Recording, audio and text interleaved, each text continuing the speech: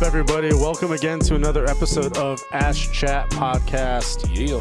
I am one of your hosts, David Brown, joined by Fulch, aka Blaze One, and Cappy. And today we have two very special guests. You will know Mr. Bill from episode number 3.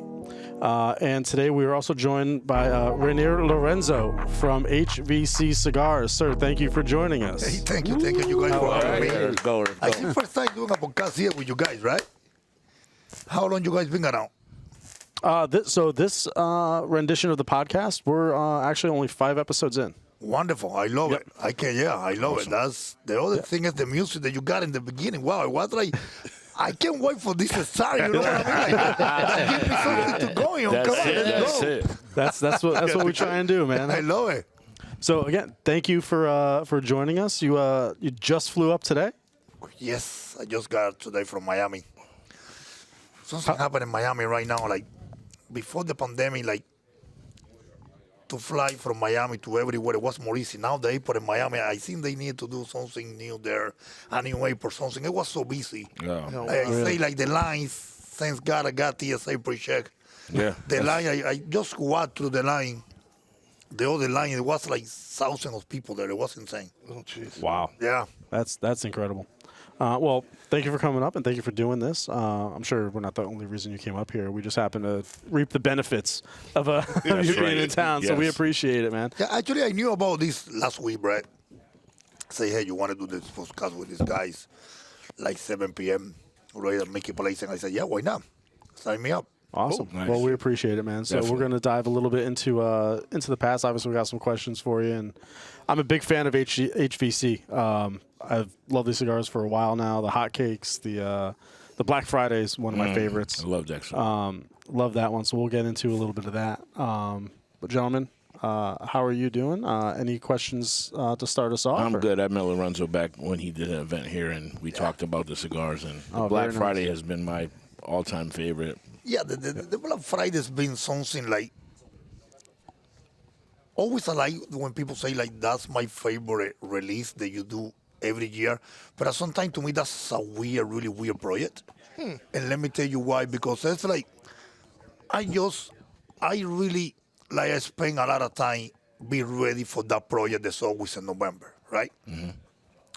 And always I tell people like, if you can get your hands as a consumer and something super unique and something super limited, and the tobacco that I always try to get is something really special, the things that I know I cannot get in my hands and on because the price, because probably that year we're not a lot of bells of that specific tobacco that I'm looking for, you should. Because we never, in the last, I would like to say this year is going to be 2024, in the last 9 years, we never replicate those blends. Oh, wow. So what does that mean? Every year, it's always I say this, new blend, new size. The only thing is the same is 50 count boxes. It's a cabinet, the 50 count boxes. Okay. Oh, okay. And the funny part, it was like Black Friday, always I was like, how can I give back to the consumers and say thank you for all the support that you guys give me in the past years, right? Like, this is a project that I'm always looking for the consumers and my way personal to say thank you to you. Why? Because the things I taught to you guys, I say, I give you something so unique, so special, so limited for less than $10. In today's market, when you see price point in cigars, nothing going down. No. Everything going up. Yep. Why? Because that's the way the world is right now. That's basically what it is. Like, you don't have anything like really like coming down. Tobacco is more expensive. Labor is more expensive. fertilizers is more expensive. Everything is more expensive right now. Yep. Yeah. So, but that project Black Friday is like, yeah, and this year is like, yeah, I can't wait for November in this year. Just to let you know about that. I can't wait. I'm ready for that. Put me down for a box, Bill. It's already cooking there already, so. Oh, that's good. How long do you spend on each release? About how long does that usually take you? A year. Just a year. Just a year. Yeah, you know, we release the Black Friday usually end of October, beginning of November, because I want to make sure the consumers get it just before Black Friday, because they want to smoke that cigar in that exact day. Yep. Yeah. Because you mean everything is time, right? It doesn't make sense for me to send the cigar to the stores the same week of Black Friday. You will not get it. Yeah. Some stores will get it in a week, some stores will get it in 10 days, some stores will get it in 3 or 4 days. Usually I cheat to the stores to let them know the consumers. We send this to the stores end of October, beginning of November. 400 boxes, 500 boxes, 300 boxes, that's it. This year, unfortunately, we don't have a lot of the, I don't want to get more into details, but I want to spend something on it. So you know what I mean? Like, We'll take any number. yeah, you know what I mean? Like, yeah, it's like, I don't want to like, yeah, this year is going to be probably the less, probably would like to say, yeah, it's not a lot of boxes this year. Okay. I find something so unique, so special, like, yeah. You will guys see, yeah, like, Well, now I just need to make sure I get a pre-order. You already know, Bill. Gotcha. Don't play around. Very cool. So tell us a little bit about this this one that we're smoking now, the Selection number 1. the Maduro one. Yes. Yes, the Maduro. Yep. Yeah. You know, like in the past 10 years, I got also leave you to make my cigars. And always me, I am the guy that always says like, in the business always says like, what is the next move? I am that guy, right? You bet against me, and I love that because you will see what's gonna happen. I am that type of guy. I left in 2008 from Cuba with nothing. If you told me like probably like 15, 20 years ago, Lorenzo, you're going to be the owner of a cigar company, I will say to you, bullshit. I don't believe you. Yeah. Why? Because back then I was in cigar business. I was in medical school in my first year of medical school, right? You know, to give you a little background on the whole. That's, I was story, gonna, right? I was gonna You know what I mean? poke it. Yeah, might as well. So, 3 years ago, I decided to open my own factory because in business you want to be in this business you want to have more control and long term, or everything is possible if you can, right? That's right. I say I want to open my own factory, and my first cigar is going to be the HVC Selection number 1. That's why the name of the cigar, Selection number 1, the first cigar that came out on my own factory in Estelí, Nicaragua. Okay. And I say I want to make a cigar like, probably like something like, even me, I was impressed because the body of the cigar, not the flavor. Probably this is the most full body cigar I had in my portfolio. When you guys say today, I want to smoke something, I say, oh, let's smoke the same cigar. Today is Tuesday, it's like 7:20 already. And I said, let me bring something heavy. And we're drinking a really good bourbon. Yeah. Yep. So that cigar with this bourbon right now is a beautiful pairing right It now. matches. Oh, this It's a beautiful. Yeah. It's Because magic. you got the cigar, to me, is, you know, always I said, this is probably the most full body cigar I had in my portfolio. You need really something heavy to complement, right? You see the sweetnesses there.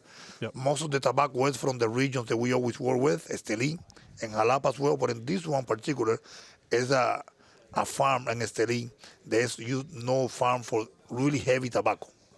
So, and we use the Visos exclusive from the farm and the Selection number 1. Now in the Selection number 1, we have 3 wrappers. Selection number 1 and Maduro, the first release. We got the natural, the yellow box, and we got the Connecticut one that was being in the market only a few months. Okay. Connecticut one, yeah. Size-wise, really simple. I don't like to get really complicated in size. I am a cigar smoker first. If I want a good total, I will go for a 54 by 6. You can go wrong with that size. No. True. If you want to go for something short, you can go with the short Robusto, the 52 by 4.5, the one that we smoke. And the one that I enjoy now, the classic Corona got that size. The 46 by 558. That's to me. I know there is a lot of consumers there, they like beer ring gauge cigars. That's not me. No. I would say never because you never say never, but it would be weird for me really to see me smoking a 60, a 70. Yeah. That would be so weird for me to smoke that cigar because it's not my Here at Mickey size. Blake's, we do not sell a lot of big ring gauge cigars. Yeah, you don't which even is have a lot great. in there. Yeah. And to me, it's a great thing because people like the traditional size cigar, and we don't, have a ton of 60 ring cigar smokers. Everything's smaller. Not everything. We do sell them, but people come here to get a traditional size cigar, which is nice in my opinion, because that's what I've been smoking over the years. I mean, always I like to go because I'm 39 years old, right? Well, I always like to talk to really when I hang out in cigar shops, visit cigar shops. If I see somebody like old, I'm talking about like 70 years old, I like to talk to this person and say, hey, for how long you been a cigar smoker? I ask this question because I want to know, not because it's like, you know what I mean? Like I say, let me know what cigars you were smoking in the 80s, what cigar you were smoking in the 70s. That's what really I want to know by them, and it's basically in the brands. Because you see the brand that we're smoking today, the most popular brands, but then we're completely different brands. Yeah. But when you go to the Bible and the cigar is Cuba, always you got to remember that the Bible and the cigar is Cuba because the years and what they've been doing for years. Not now. Now it's Nicaragua. Yeah. Nicaragua right now is like a Dominican and Honduras, but Cuba historically has been Cuba. Cuban cigars, right? If you see the portfolio of Cuban cigars, like a 52 by 6, but then it was a big cigar. Right. And a 52 by 6 now is a cigar like, Just regular. Yeah. Regular, yeah. just a regular size. Yeah. If not small to some people. Yeah. Yeah. Exactly. It's a super nice size that you say, yeah, I like the total size 6 by 52, and you really enjoy it. Yeah. And the old Vitolario, the gill, the size by Habanos, but then the 52 was big. Too big. Cigar ring. Yeah. Yeah. Always was the 47, I agree. the 46, the 44s, the 50s, the Robusto, the classic Robusto, because the classic Robusto's Cuba is a different Robusto. It's 50 by 4 3A. So, 4.5. Yep. so yeah, but that's. Yeah. And me, I always always remember when you blend a cigar. I learned this because always I've been so fortunate to be around people that really know tobacco, right? And always watching them, learning from them.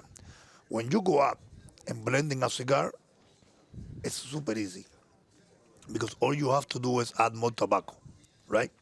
But when you go down, like a 46, a 44, or a Lancero, those when things get really difficult because you wanted the same balance, the same flavor profile, everything as possible when you started in a 52 and a 54, right? So when you go down, that's because you don't have a lot of radio. It's basically what happened, right? Everything is math. Right. So you don't have radio in the cigar. You have a big radio, you have more room to add more. Right. But when you have less room, it's when things get difficult. So, for example, in a 54, you do a cigar with a leaf or ligero, and that blend, right? And you smoking and you say, wow, that's beautiful. I love the sweetness, I love the balance. The cigar is hitting me with everything I'm looking for a blender, right? And say, well, now I want to make the same blend in a 46. A Corona Gorda size, a 46 by 558. When you're doing that, if you want to do the same leaf and ligero that we say that's the one with the toro, it will be impossible. Okay. Probably will be too strong, probably will be too spicy, and that's the tricky part. That's when you start playing adjustments around that flavor that you're looking for. It can be with the ligero, it can be with the visos, it can be with the secos, it can be with the volados. That's the part when you really, and basically you have to know tobacco. You have to be able to go to see it, and that's the years. That's nothing like, that's something really impossible to learn from year to another. That's years of smoking cigar and see tobacco and smoking cigars. Because in the end of the day, everybody have a different palate. That's something that's a gift that you have. That's a gift that I have. Everybody, that's a different gift. Your own palate, and you have to believe in that. So when you're making your blends and you're making different sizes, it's a conscious effort to keep that same flavor profile in each size? Of course. Okay. Because you want it you want to start me personally, I like the 52 by 6. I would like to start right there because I am in the middle. I can go up and I can go down. I was going to ask if Right? there's a size that you always start with. Always, you say okay, I have this blend right now I really like. The cigar is hitting me, the sweetness, the clean finish, the balance, the spices I'm looking for. You smoke the whole cigar. The cigar is have changed, Mm-hmm. And when you go down, you want to have as possible the same cigar. Right. Right? And not only that, year after year, you have to maintain that blend. That's the only tricky, difficult part in the cigar world. Why? Because there are some things that we cannot control. Maybe that year has been too raining. Mm-hmm. Maybe that year the heat was really hot, right? So that's when you have to adjust the blend when you get a new bales of tobacco to do the blend. Would you say that's the art of the process?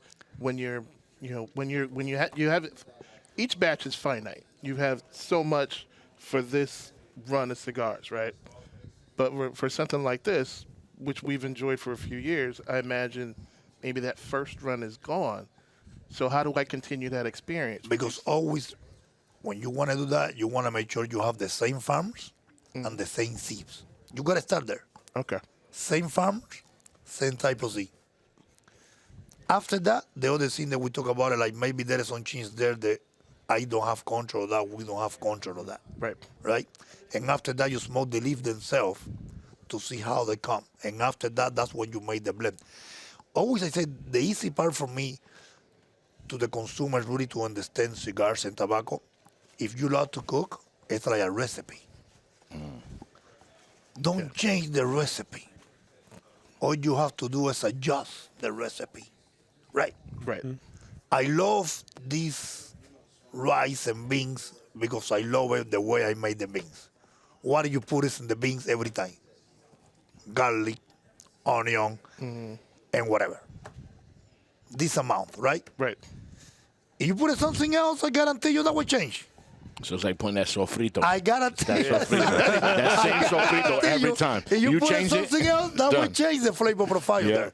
So that's why it's really important in the cigar, the manufacturing process, hold the process. I'm talking about not only in the factory, but all the process, the fermentation process and the factory.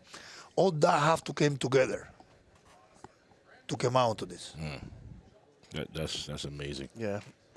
And, and the most important thing that you want to have consistent year after year. Year after year, year after year. Okay. Right. Keep them coming.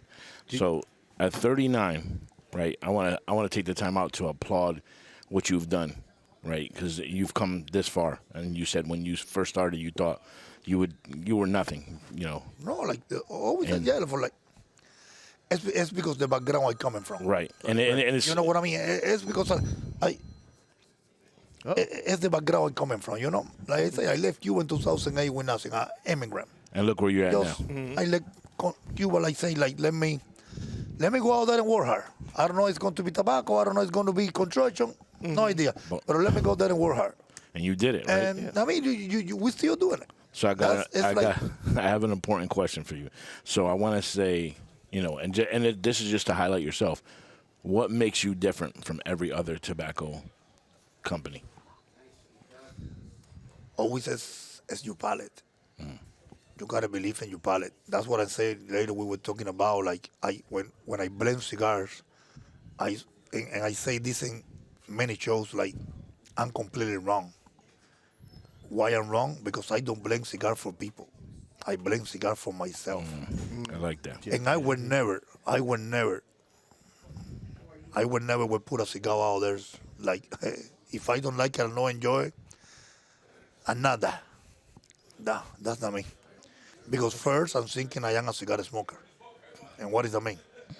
How can I sell you something if I don't like it, I don't enjoy it? Right. Right. I'm not a sales guy. You know, that's me. I can give you that. I like the sweetness they have. It's beautiful. I love it, but I'm not that guy because it's like I create this. I know how it is. Who better than me to tell you about this? That's Right. awesome. So That's awesome. Yeah. that's basically what it is, and that's it. It's 1,000 cigars there in the humidor. Yeah. Great cigars. But I guarantee you one thing: you go and grab a HVC cigars, it will be completely different from everybody else. And why? Because we are. Let me see how is the word in English came out of my mouth. We are like, como tú dices, artesanos. Artist. You're artists. Artists, right? Artist. Each one of the cigar manufacturers are their own thing, right? It's like say, it would be difficult for me to sell a cigar that I don't like it, I don't enjoy it. Right. Even like if you like it, that's okay. If you don't like it, that's okay too either. You know what I mean? Like everybody's different. At least I know I'm doing something. That's for me, Right. right? For that part, it's like, hey, like So, I'm good. to talk about your palate and how it got there, tell us a little bit about your history. I mean, did you start off like as a roller and work your way up, or It was completely crazy what happened to me. My family was working in tropical tobacco. I got no salif. And the owner of the company in 2009 invited me to go to Nicaragua, and they are one of the biggest growing of tobacco in Nicaragua. And they showed me all the process there. Was it that your sister was there? Then? Yes, exactly. Yeah. I never was a roller. I never was a master blender. I never was anything of that. I remember I was in medical school in my first year in Cuba. I want to be a doctor because I want to get to that transition at some point, too. Yeah. So like, and when he showed me all that, I really was impressed. And I fell in love with that. And after that, what I said, I've been really blessed to be around people that really know tobacco and always learning from these people and see how they do things, because that's the way of life. You gotta get somebody that you really learn, and most particular in this business, because like tobacco is something that's come from thousands of years. yeah, Right? It's not something new that you will say, oh, you create something new. No, like we created something new in my way of my palate. But tobacco is big for like, it's been around.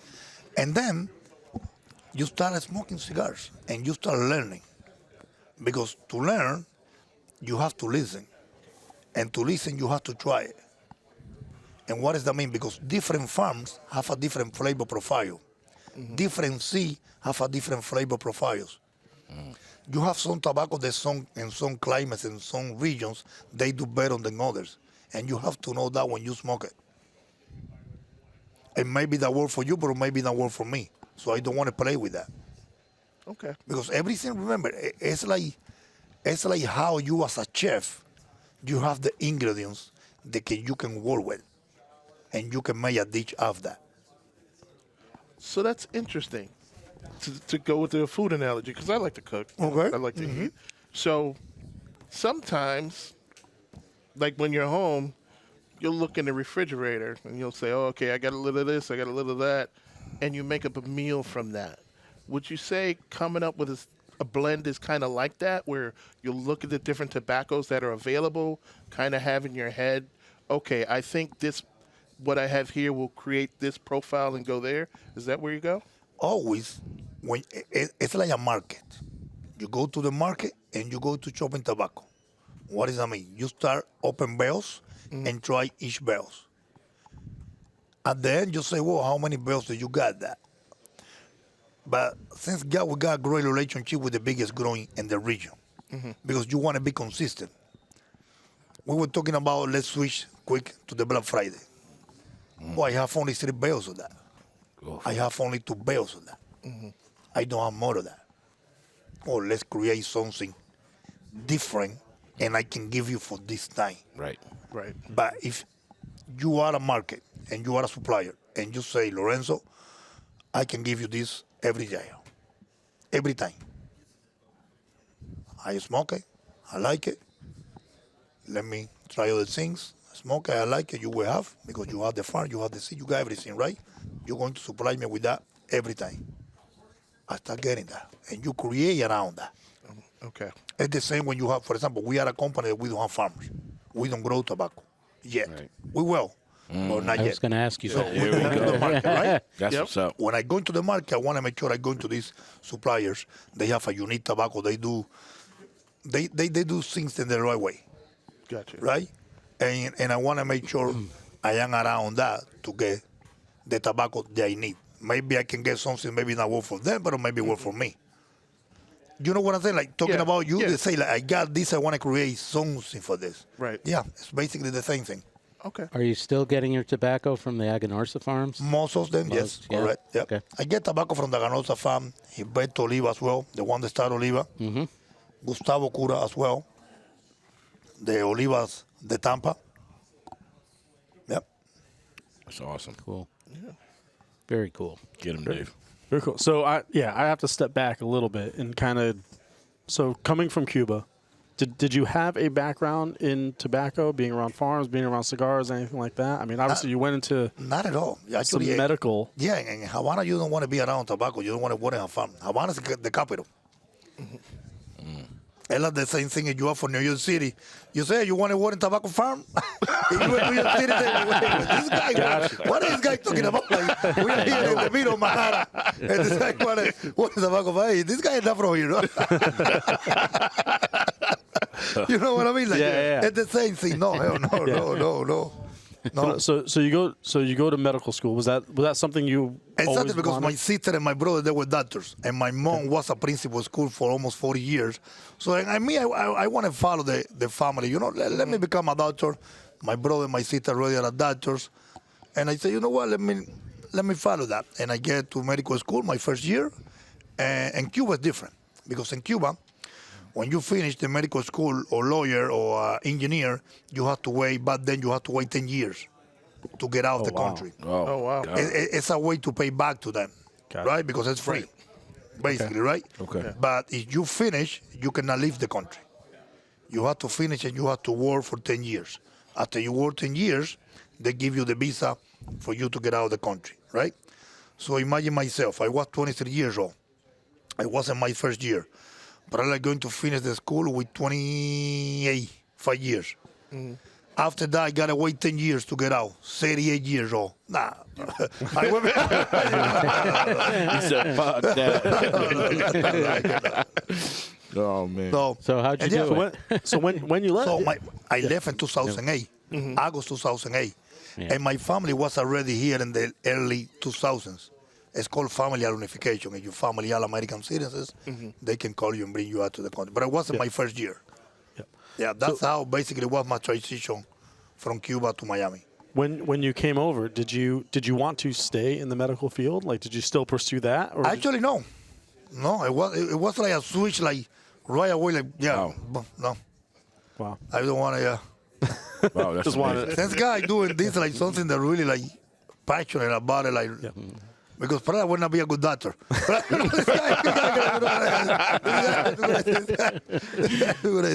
So when did cigars become a part of your passion and your personality? I mean, in 2009 was my first trip to Nicaragua, and really started getting. That was my first time. I said, "Wow, I really love this. This was something like it charmed me, right? To see the whole process, everything." And probably was 2011, 2012. Were you a cigar smoker at That's that when time? I started smoking cigars when I was like 24. Okay. Yeah, 24. That's when I started becoming more serious about smoking cigars. Yeah. And today it's been that, yeah. I am the guy now, like probably like, yeah, I go for like 7, 8 a days now. So like, yeah. Yeah. That's where I'm at. Yeah. So, yeah. Okay, like that. You didn't hear that. But yeah. And after that, it's like, it's quite weird, you know, because it's like, apart it's my job, but it's something that I really love it. I haven't, probably I never get bored with this. You know what I mean? It's because it's something when I'm smoking a cigar and I finish, it just I wait a little bit and I say, you know what? Let me try this. And let me get this. Let me see how this is smoking now. Because every month now with the factory in Nicaragua, every month I go into Nicaragua for a week. And then you have to taste everything. Yeah. Right? Let me see the production from the last 3 weeks I haven't been here. Give me all that. Let me see that. Let me see how things going here. Right?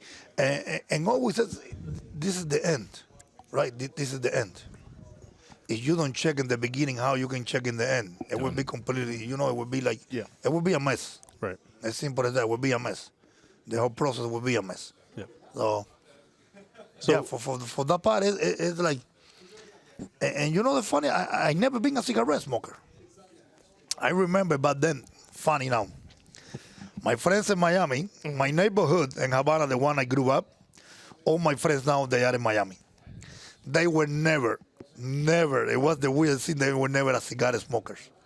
They all cigarette smokers. Wow. Oh, wow. And now it's in me, I never smoked cigarettes in my life. I started smoking just cigars. And now it's completely the whole thing. Everybody there is smoking cigars because of me. Better be smoking that cigars. Now, your cigars, obviously we have them here in Mickey Blake's in Orange, Connecticut. But what if somebody, like, are they, is it national brand now? Like, can I fly out to Wisconsin and find you? Yes, I mean, we still really a small company, right? For the size of our company, we still super small company. And we have around 600 accounts Okay. all over the country. Okay. Probably may still some places that you can go and you can say, yeah, we don't have it here. Pero pretty, yeah, will be some around like Northeast, Texas, Florida, Awesome. and some shops in California, some in the middle of the country. Yeah. Wisconsin, that's when I started. Really? I was living there for 7 You years. just popped that out. I was living there in Wisconsin. That's got to be a From shell shock. 2008, from 2015.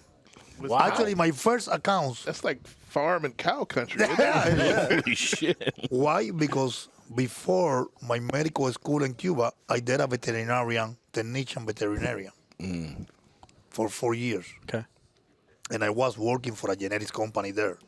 So when I started the business in Miami in 2011, my first accounts, they were in Wisconsin. Lake Country Cigars, Havana Lounge, Monona Tasting Room in Monona. Those was my first account. In my free time, I was working full time. In my free time, I used to go in my car and drive in the Midwest, Chicago, Michigan, Indiana, Ohio. In my free time to try to open accounts there. Yeah. Wow. So you're working full time as a geneticist. And the genetics company. Yeah. Wow. Jeez. That the dichotomy there is like just so. I guess it's kind of a little similar though too. I mean, if you're, science. Exactly, It's- like I said, it's kinda- you have some things that are really similar, and the other thing really important is more for protocols. And tobacco is the same thing, tobacco speaks to you, but if you follow the protocols, you can get really good results. So, Very cool. So kind of going back a little bit, that transition again from being that and then starting your own company was that first trip to Nicaragua like that passion point, that kind of like yeah. Well, this is yeah. Now with the years that we've been in business, I can see that. Yeah. And you're such a young comparative cigar business. You started bringing selling cigars in the U.S. in 2012, Yep. correct? Yeah. So, and to me, everything you make is I was 26 years old Yeah. yeah. by then. Yeah. That's Yeah. You could tell there's a passion. love in these that. Oh, cigars. yeah. The love comes through. I love that. That's a point to me. Like always, you want to say like think about like we talk about the unique flavor. Like I would never put a cigar where the other I don't like, right? Because it's like if you want to make really money, it's like you better go to another industry. Because this industry is super hard. It's a lot of challenges. You have to work hard. Right. So you better go off doing something else, not this industry. So just to be honest, you know what I mean? Like, probably you are not ready for this. You Right. because this is something like when I get something in my hands, that's I want to create something. I'm not thinking even in the selling point. I'm not thinking in the money wise. I'm thinking, let me bring something unique to the market. Let me get something like I want to smoke, I want to enjoy, I want it like wow, and now I'm going to share. And after that, we can talk about price. Depend the price I pay for the box, depend the price I pay for the tobacco. That's other thing. But first, let me get this. Let me get what I can do. Let me see what I have, something that I really enjoy, something that I really love it. Now that's a great cigar to me. Maybe like I say to you, before I give it to you, you say, yeah, it's not for me. What do you want of me? Yeah. Oh, That's life. Yeah, I had a follow up there, and I kind of lost it when just in that whole transition. I was just affixed to what you were saying, and kind of lost my train of thought. But that's actually kind of where I was going. So it starts off as a passion. You know, it starts off as something you really love to enjoy. You enjoy smoking cigars, all that kind of stuff. Do you find it hard to still find that enjoyment of it, or is it still 100%? You can sit down with any cigar and enjoy it, or does it become a process and does it become work in the back of your head at some point? I mean, right now to me it's like I'm not even thinking about that because if I tell you my routine, you would be like, you crazy. Tell us. Yeah, because my routine is basically I wake up, I go to the gym really early in the morning, and after that I go to the office. If I'm not traveling, like I'm not traveling like here, there, Nicaragua, I am in the office, sending emails at the same time smoking cigars in my office, getting catch up with everything, cigar after another cigar. I finish my work, I go into home, I cook, I spend time with my kids, my wife, and the next day is the same thing, like nothing crazy. Oh, That's that's awesome. That's good life. That is awesome. Nothing crazy. You can't ask for anything better than that. and being able to keep that enjoyment. Exactly, I think exactly. Because always probably like that's a good point. Is always me. I always been the person that I always think in long term. Like to me, have that mentality that I always in long term. It's like I can worry about this. And I want to make sure every time you light it up at HVC Cigars, I say, wow, that's a great cigar. Right. That's probably would be my worry. Yeah, you don't got to worry about that. I was going to say, I don't think it has to be you a definitely worry. got to worry about that. You're good. Because Keep they're it good. going. Every single one. No, because I mean, like always, it's like at the same time, it's a business. Right. Right?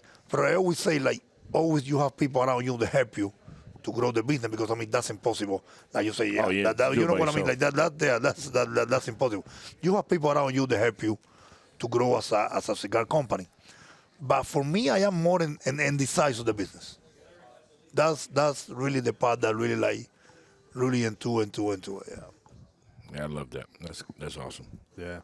That's awesome. So that being said, obviously we're looking forward to the Black Friday.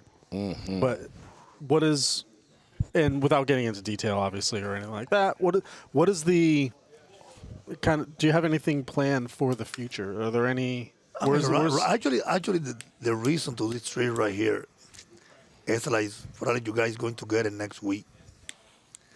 It's the hot cake fresh out the oven broadly. Oh shit! That's the reason. That's the reason I'm doing this trip.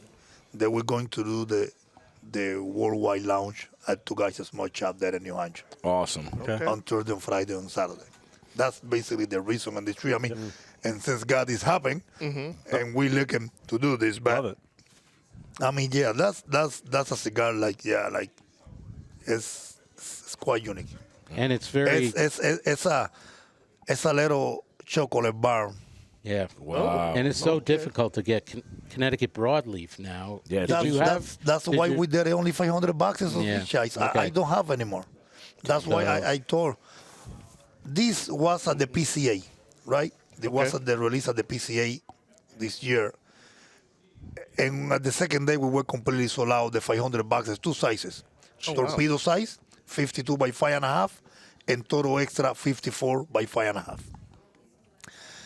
And I was telling all the guys there and all the retailers that stopped by on the booth, and I was like, let me explain this to you first because I wanted you to understand this. This is what I was having in my hands, and we did this. 500 boxes of each size. Lorenzo, what do you mean? Yeah, because what's gonna happen? You have the cigar at your store. You start selling this, and people love it, and you run it out. I don't have any more right now. Simple as that. I don't have it. Yeah. When? Don't ask me that question because I don't know either. Right? Yeah, it's difficult. I would love to have more, but Connecticut broadleaf Yeah. is so unique tobacco. I mean, the sweetness, the broadleaf Connecticut, you can compare the sweetness to any other wrapper in the world. To me, they have a unique.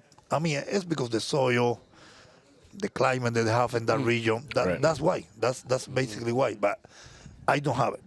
That's basically why. So Once you get it, you got it, and then I'll let you know. Yeah, that's basically what it is. I will let you know because that's like, I would love it to show you 10,000 boxes. Well, but the cigar was available to Porsche. It was only for 500 bucks. That's it. All right, so That's it.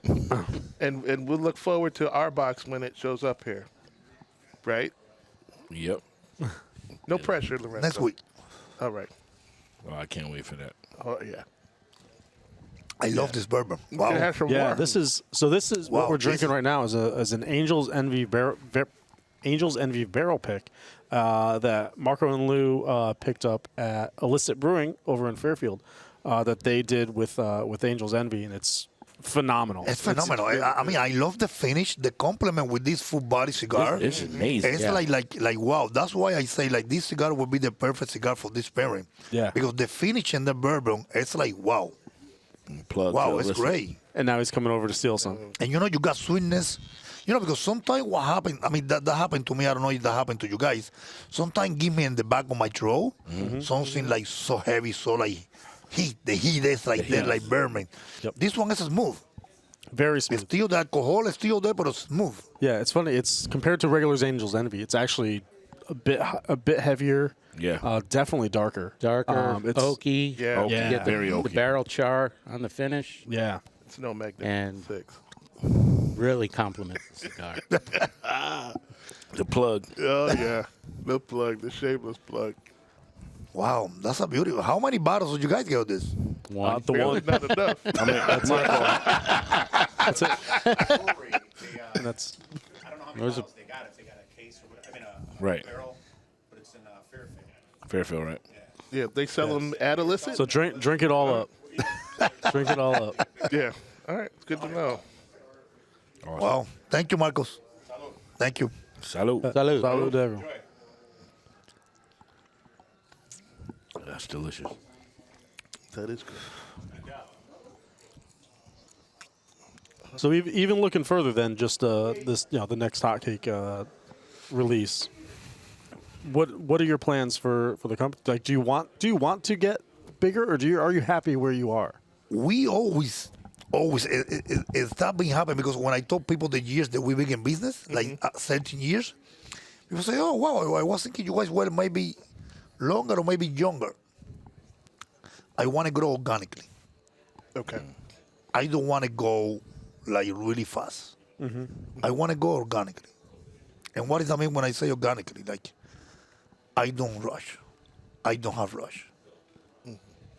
It happened. If I can make 10 million cigars, I can make 10 million cigars. If I can make 2 million cigars, I make 2 million cigars. Organically. That's probably the best word I can say to you guys because it's like, that happened to me already. We are not a big company. We are so small company. It doesn't make sense for me to start production now and making millions and millions cigars. And it's We don't have the sale for that. What I can do with that, people don't always say, "Whoa, this guy is crazy." I have to give away like, "Whoa, yeah, like, Right. Yeah.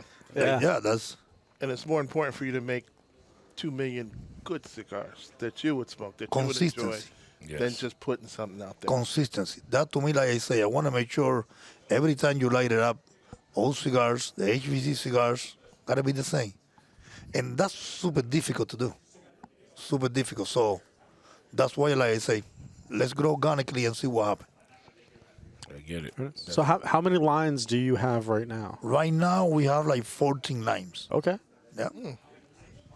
Size-wise, 3 or 4 size Yep. Per line. for line. Yeah. Very nice. Yeah, I mean, obviously, I know the selection number one. I know the hot cake, Black Friday. Pan caliente. Love those. I don't think I've had that one. Oh, Wow. pan Gotta caliente, smoke yeah. that. The pan caliente is Pan caliente is a nice, to me, medium body Medium cigar. body. Any Yeah, time of so the day, good. like nice. Yeah. super smooth, right? Yeah. Oh, Exactly. Yeah. Uh-huh. The other one that I really like it that we haven't talked about is the 500 anniversary. yeah. that The that HVC cigar, 500 anniversary. Yeah. that cigar right there is when It's when funny you when guys first got it. people say like, "What's going on with you guys? You guys been around 500 years?" Like, yeah, well, what you guys been around? No. It's because Havana. in 2019, it was the 500 anniversary Havana. Wow. Havana City. So Havana City was founded in 1519. So in 2019, before 2019, I was like, I want to create something for the anniversary because remember, HVC 104 for Havana City. Most of the scene that we create is where I'm coming from. So for that part, I say I want to create a special cigar for it. And as a cigar, to me, like I say this, you can smoke any time of the day. No matter what in the morning, no matter what at night, you can light it up by HVC 500. It's nice, mellow, sweetness. You have a lot of creamy. So, beautiful smoke. Very nice. Very nice. Anyone got a follow up? It's good. I'm just sitting there enjoying the smoke. So you didn't do the 500 or the pan caliente? What's that? You didn't do 500 or pan caliente yet? No. Yeah, you got to try No, both yeah. of them. Amazing cigars. I'll have to get my hands on. Out of my question, how long you've been a cigar smoker? So I've been a cigar smoker since, I'm going to say like, maybe like 18 years now. 18 years now? Yeah, the first time I smoked a cigar, I was on a cruise. And, I came up just like you, I didn't have anything. So, we started working and I was able to get a vacation. And I'm sitting there in a hot tub and I look over and there's a bar and the guy's like, oh, we have cigars. And I don't even know what he gave me. It could have been like a Cohiba, something, Yeah, this big whatever it brand, was. exactly, yeah. And I had a pina colada in my hand and I'm smoking a cigar. And the hot tub. In a hot tub. That was beautiful. And I look out to the ocean. So the ocean looks vast. There's like no end. And I said, yeah, I'm on top of the fucking world. And I said, when I got back, I said, oh, man, I love cigars. And then I started smoking acid cigars, which was a little flavor cigar. And I was like, there's just something about this I don't like. I smoked it for about 4 or 5 months. And then I said, let me just switch over. And then I went into the Liga 9, which is the Connecticut Broadleaf. The Connecticut Broadleaf, correct. Man, and yeah. I freaking fell in love. And that was it. That was a love affair from right there. And to me, I went to Nicaragua twice, and I went to the Dominican Republic to do my own blends, which is not real blends because that they're just putting stuff out there for you. You're not smoking burritos. When we went to LFD, we did smoke the burritos, which was great. And then I said to myself, you know what? I don't just want to smoke a cigar and just say, I like this cigar. I want to smoke a cigar, and if somebody says, why do you like it? I want to tell you what the region is. And one of my favorite regions is Jalapa, Omotepe. And Omotepe, you can only put a little. Unique. You So can't put a unique. lot in this. But I tell you, when you have the just right amount in an Omotepe and a cigar, and that was my passion. I said, I want to learn the regions and different places, and that's why, I totally applaud you when you come out with this. We were in the other shop when we first got these in, and I was like, wow, pan caliente? Shit. That reminded me of a Saturday morning drinking my coffee with a hot bread with butter on that shit and sitting there watching TV like, yeah. And that was it. And I was off and running. And the Black Friday, you killed me with that. I hunted down every Black Friday. I took them from here in Southington. And so I'm looking forward to the next one. That's me, man. I'm amazing. Yeah, you will love this year. Yeah. I can't wait. I can't wait. What about you? Oh, Bill. Oh, boy. Ooh, let's Bill's go, got a baby. history. I've been smoking since 1981. 43 years now. And what cigars was back then? I was smoking Evermore's, machine made, Machine made? with Okay. Connecticut broadleaf, Wow. mostly Connecticut tobacco. Yeah. Not anymore. And no, they're all gone. Like Chris Topper bought all the equipment from Marsh Wheeling, and now he moved it all down to the Dominican Republic. He's still making machine-made cigars, but he's making other great cigars too, like his new 1894. That is a good one. It's a good That's cigar. a great Yeah. cigar. That's a good cigar. That's got a Havana seed grown in Pennsylvania. Okay, yeah. Uh-huh. Yep. That's That's a good one. that's a nice cigar that he came out with. Yeah, what a bit different probably of being a cigar smoker back then and a cigar smoker now, eh? Gotta be a big difference. Oh, huge difference. Now, everything, like I gravitated towards Nicaraguan tobacco. I told these guys in the last podcast, that's my flavor profile now. You can't beat the Nicaraguan tobacco. Yeah, it's the You top got- of the order. It's the most complex So cigars you can smoke, and A lot, and the other thing is how many beautiful blends you have in the Nicaraguan portfolio as a country, right? Because you have all the companies that you have in Nicaragua, right? Padron, AJ, my father, Aganosa, Melillo, Ewarp, And when you try each of them, you will see it's different completely cigars, right? Absolutely. Yes. And They're all different. that's the beauty, the all you can do. We almost the same regions and tobacco, right? It's unbelievable. 100%. They're all different in their own way, and Exactly. they're all beautiful in Yeah. their own way. That's amazing. Maybe in the next 50 years, we were smoking cigars from Brazil.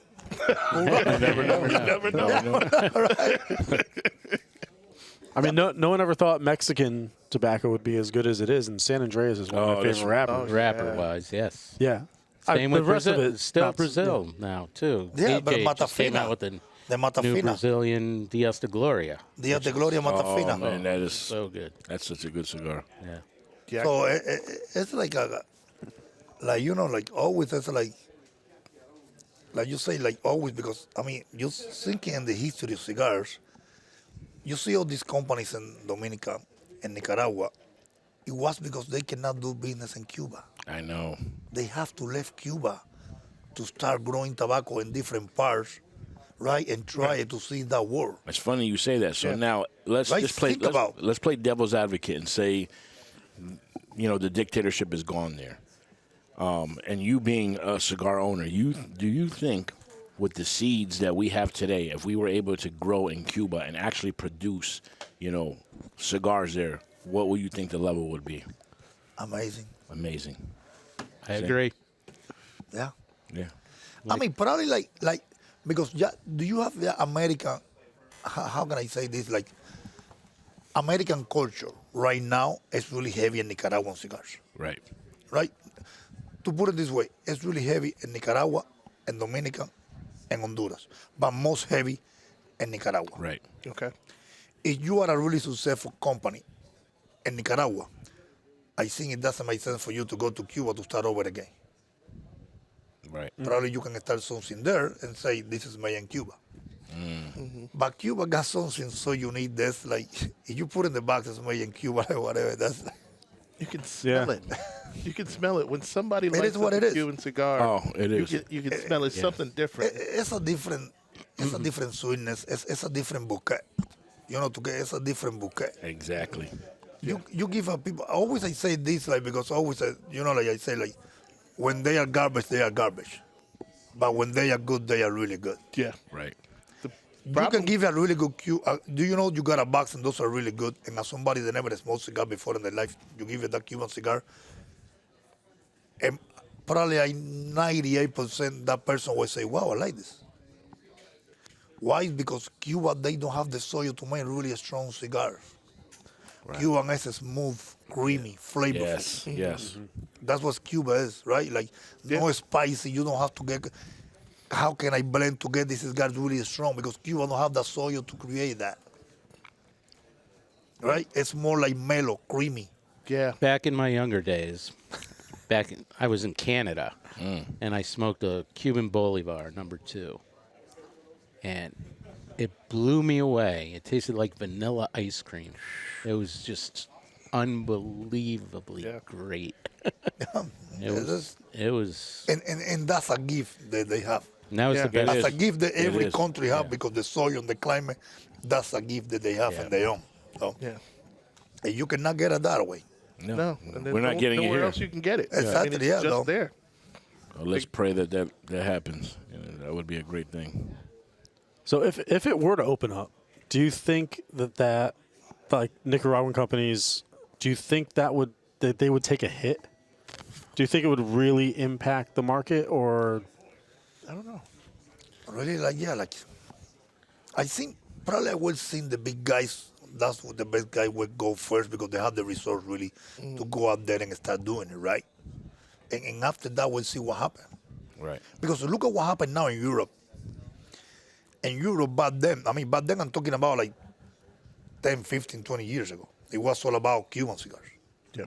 Right now, it's not like that anymore because they cannot get it, right? Cuban has been really damaged in the last 10 years. They cannot produce cigars. What happened, this country, at the end of the day, these chaps around the world, they want to sell cigars in the end of the day. Right. They start getting in the new world cigars. Now you're going to the big cavas, like they call in Spain, and you will see half and half. I mean, it's it's incredible to me because I mean, there's just so many good cigars out there right now, coming from Nicaragua, Dominican, wherever it might be. I'm just curious to see how that would impact the market because it just seems. I mean, in general, it will be great because Yeah. probably you steal how many people you go to a cigar shop and you steal people they don't know really about cigars. And they still walking in a cigar shop and say, hey, do you guys you have have any Cubans? Cubans? Yeah, always. Oh, yeah. They Oh, always yeah. ask. all the time. You know what I mean? Like, Yeah. you know Cubans. Imagine if you Yeah. have the possibility to say, yeah, we have Cubans. Oh, yeah, let me try it. Let me try it. I think it'll be a different Right? lane Like, to that highway. exactly. Yeah. Yeah. The thing I There you can go. see what would happen is they would start blending Cuban tobacco with other tobacco. 1,000,000%. Other countries. 1,000,000%. And it would change the flavor of so Probably many get some different really cigars. interesting. My And- question is does that happen already? Well, you got Cuban seed that you put in different soil. I know, I'm so- saying. No, it's But different, but it's I'm not just- grown I'm in just- Cuba. Actually, so Not I going Cuban. I'm I just mean, playing devil's advocate now because, everybody wants a Cuban, right? And then one thing that they can't do in Cuba is get more land, right? I mean, It's- there's only so much. So, are you truly getting the pure Cuban? But Cuban have that. Cuba have land to grow tobacco more than Nicaragua, Dominican Republic, and Honduras combined. Wow. Wow. It's That's just, how big in Cuba is that for tobacco. it's just Imagine this number that's resources. talking to you right now. Yeah. Cuba have more land to grow tobacco than Dominican Republic, Nicaragua, and Honduras combined. Yeah, it would be big. Wow. The problem is the resources they have there to make great cigars, grow great They don't. tobacco. They don't have that now. Right. If it opened up, they would have people go there. Well, they'd have the money. The big cigar companies. the Yeah. big They would- guys, they would like I say, definitely yeah. go. They would dump the money. That would be And you will fab. see Lorenzo, the little guy. I have a little party here Yes, in my 100%. neighborhood. I am here in my neighborhood. I'm back. I'm back. That would be great. Oh, that would be great. So in that same vein, do you think that there's, and I probably know the answer, there probably are, and I'm sure maybe even you've thought about it yourself, but I know, selling to European countries, you can sell Cuban tobacco. Have you ever thought of making a blend with Cuban tobacco to sell only to Europeans, or? You cannot Oh, you can't. because we are still like American company. Gotcha. Even we have the factory in Nicaragua. We as the owners, we are Americans. Gotcha. Yeah. Gotcha. 'Cause that would just be an interesting concept to me. To obviously it would suck because you'd only be able to get them in Europe. Right. But to see if that was a thing. Don't worry. But I guess not. Hey, don't worry. I Don't got give a guy them a in Fulch Amsterdam. pour. Yeah, I got a Cuban. Just give me a little, Lorenzo needs the drop. That's it. Thanks, just a little, yeah. a little bit. All right. You say when? I'm good. Thank you. All right. Awesome. Thank you, guys. It's been great. Salute, Oh, guys. this is- Thank you. No, this is- thank you, man. I know your Thank time you, is guys. limited. Salute. And Thank you for giving us your time, Hey, brother. thank you, Appreciate guys. it so much. It was awesome. Great conversation. Yeah. Great. Thank you. Thank you. Thank you very much, man. We'll start playing ourselves out because I know you just came in. You got a long trip, a long weekend, but we appreciate you taking the time to sit here and talk to us. I could talk to you friggin' for do hours. this Thank you. Absolutely. Thank you guys for having Thank me. you. Thank All the you. questions I had went out Thank the you. fucking window. Thank you, But, guys. Thank you. No, thank you, and thank you for joining us on the Ash Chat podcast. Let's Thank you to go, my baby. co-hosts. The next one. We'll see you soon.